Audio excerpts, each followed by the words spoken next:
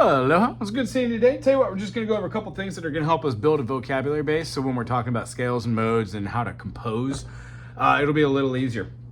C in the middle is middle C. It's C4 because that's C1, C2, C3, C4, middle C, 5, 6, 7, and then 8. When we build 1 to 2, we get a minor second. We talked about them being diatones. A lot of music isn't played with having diatones, at least the music a lot of people listen to. I love a band called Gentle Giant. If you've never heard them, check them out. Other than that, when we use C to C sharp, that is a minor second. That interval is charismatic of having tension, extreme amounts of tension. No matter where you play it, the two tension builders that are naturally found inside of a major chord are the 3 to 4 and the 7 to 1. When we play in C, it's E to F and B to C. So when we play in D major, it's gonna be our F sharp to G, and then we're gonna have our C sharp to D. Every single key does that. This is a minor second. When we have another minor second, that's called a major second, or a whole step, as you know. Then 3 minor seconds makes a minor third. Then we have 4 minor seconds. 1, 2, 3, 4. That makes a major third that we feel like this. It looks like the same thing everywhere, but when we talk about harmonies, we really are talking about the 1 and 3. Major harmony, minor harmony, minor harmony, major harmony, major harmony, minor harmony.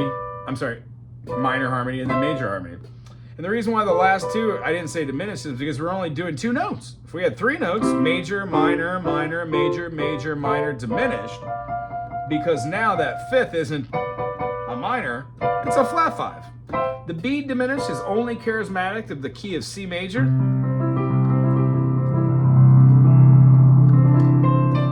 And A minor.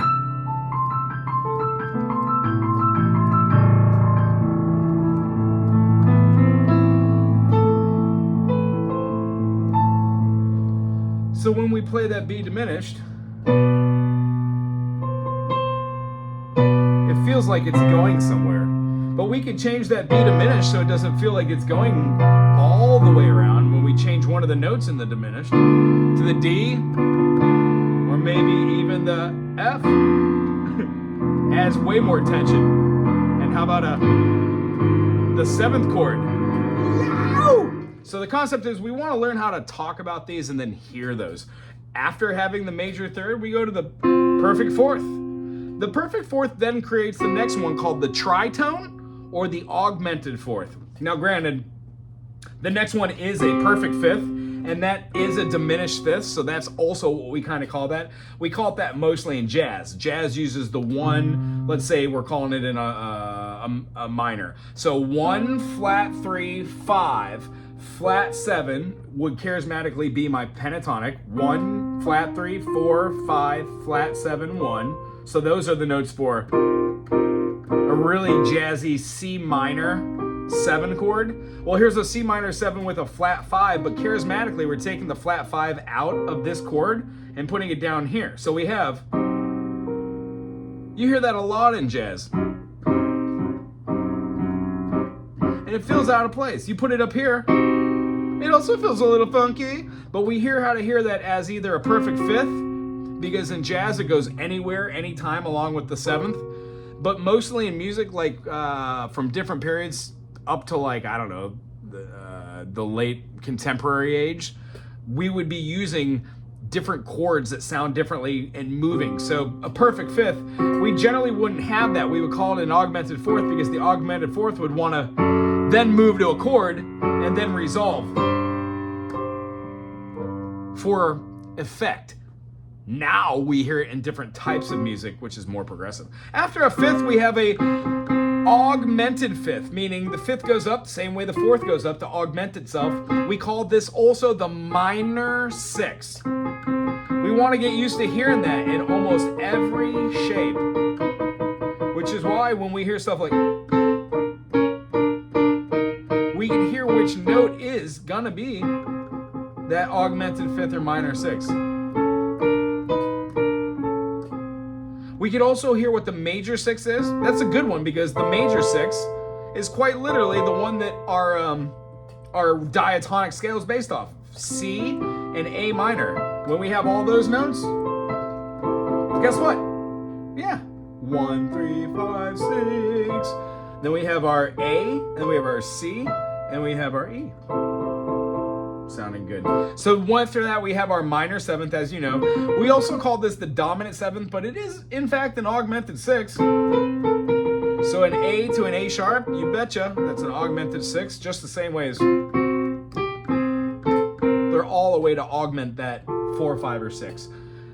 And to be fair, it's the same 1, 2, 3, 5, 6. So when we augment a 4th in a major key, it feels weird because that's not even really a part of our diatonic or pentatonics. So when we move on from the minor 7th to the major 7th, we get our diminished chord based off of the root of that only in the major.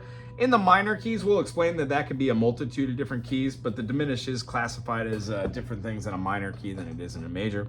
And then lastly, we get our P8. Anything after that would be reminiscent of a 9, which we have a flat 9. Yeah, we can do sharp 9, but we don't really call it that. These aren't really a 10. Those are just major or minor. So we have a 9, flat 9. We have an 11, sharp 11. We have nothing really here for the 5 that's not really considered a 15 or a 12. And then we have our A note, which is going to be the 13. So flat 13 and then sharp 13. And then they absolutely, so a C minor 7 with a flat 5 and then a sharp 13 would have, that's a pretty funky chord.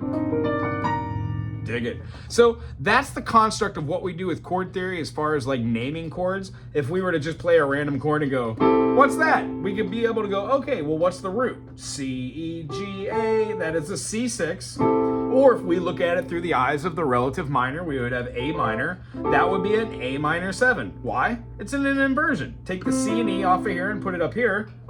We have A minor and then a 7. Put that 7 up way up here. That's what it would sound like in a first inversion in the quadrant of C5. But when we play it down here, you can clearly see how the inversion works here, and then throwing the 7, which could be way up here, right here, that's much easier to play. We could also move the bass note so it's down here as an inversion. Use it to walk. Move a simple set of chords to make another fingering. Analyze that chord. And then analyze another chord off the top. Whether we think it's going to be a G sus or whether we actually see it as being like a D sus with an extension of a 7th. So chord analysis is really where it's at. That's where we're leading, but having the vocabulary to be able to chit chat about that is where it's at also. Remember this week when you're doing any of this stuff, try your 1, 3, 5 with your thumb pointer and your ring finger, and then your 1 middle finger and then your pinky. Both of these ways is super acceptable. And one of the ideas is if we were to put on a mask and close our eyes so we can't see our fingers, or a bandana or something, you would get really used to having C major with this open gap here, feeling a lot like your relative minor, the A minor. Isn't that crazy? C major feels the same. A minor feels the same. Nowhere else on the piano does it do that. You got a little gap, little gap, little gap. Just those two, relative major, minor. Guess what? Does that for everything. F major here, we have just the first finger here, but guess what? Our pinky has a huge gap here. Well, when we go to its relative minor, D minor, we have this little gap here. It's the same. It's a 4th away or a 5th away. That's why the circle of fifths, which I'm about to talk about, is so important. When we play something like a C and we go up 5 notes, we get the G. When we go to G to D, we would go D all the way to A. This circle of fifths is just walking itself up. C has no sharps and flats, meaning C major, D minor, E minor, F major, G major, A minor, B diminished, C. When we go up to C sharp, we have all the sharps. It does the same thing, but we call things differently. Like this F minor, we would call it E sharp minor because we would already need the F sharp to be the major 4th and then major 5th. And our hands will naturally go where they want to because we've learned the 1 and 5 trick, minor, major, so we know exactly where to kind of squat down on. And then going through chords like D major, we would want to be able to know how the circle of fifths works. Going, well, how many sharps does D have? Well, here's how I learned. C has none. When we go to the fifth, G has one. It's the note right before it, the F sharp. So when we say G major, A minor, B minor, we don't have an F because that's only in the key of C. C, D, E, F, G, A, B diminished, which is in A minor and C. When we go to the key of D, we go up D major, E minor, F sharp minor, G major, A major, B minor, and then we have our C sharp diminished, and it goes back into our D. So that feeling of needing to include the F sharp and then the C sharp happens in D. Well, in A major, we'd have B minor, including that F sharp. Our B minor is going to go to a C sharp minor, right? Sorry. And then we've got our, what am I talking about? No, A major, B minor, C sharp minor, and then D major. D major would go to E major, F sharp minor. We would have our next chord would be our next sharp, our G. It's right before the note we needed to resolve. So we would take our 1 and 5, find our major, go to the minor, hit the minor. There's our G sharp diminished, and then it resolves to our major. It happens that way every time. So I behoove you, start with maybe 1 or 2 chords that are in the circle of fifths. C has no sharps and fats. 1, 2, 3, 4, 5. When we go to G, G has 1. It's F sharp. We can play that. G, A, B, C, D, E. Sorry. What am I doing here? E. It's E minor. Oh, sorry. E minor, F sharp diminished, and then G. So when we do the next key, G, C, G, D, D major, E minor, F sharp minor, G major, A major, B minor, C sharp diminished, D. Then the next D, E, F, G, A, or you can do the major up to it, still 5 notes, D, E, F sharp, G, A. A has 3, A major, B minor, C sharp minor, D major, E major, F sharp minor. We would have G sharp diminished, and then A. Well, what's the next one? A, B, C sharp, D, E. Okay, E has 4 sharps. We'd have E major, F sharp minor, G sharp minor, A major, B major, C sharp minor. We'd have our next sharp, our diminished. We would take the 5, 1, 5 roll, drop our 5th, drop our 3rd. We'd have our D sharp diminished, and it resolves to our E minor. After a while, it becomes lots of fun, and once you get them, you change those just chordal structures of knowing how to go to all the different notes, and you turn them into triads or triplets, triplet, triplet, triplet, and we work on music, you know, like. And then we stop and we analyze, what is that? What would it sound better as? Oh, it sounds. What about a downward melody? So the possibilities are endless, and I'm really looking forward to doing what your goals are. Being able to understand a little bit more about what this is down here, name it, and then put it on a piece of paper or a transcription, and then be able to write out concepts to get it out of the brain so it's finally something. I get that. So I'm hoping I can help you get to your goal, and I'll see you next time. Aloha.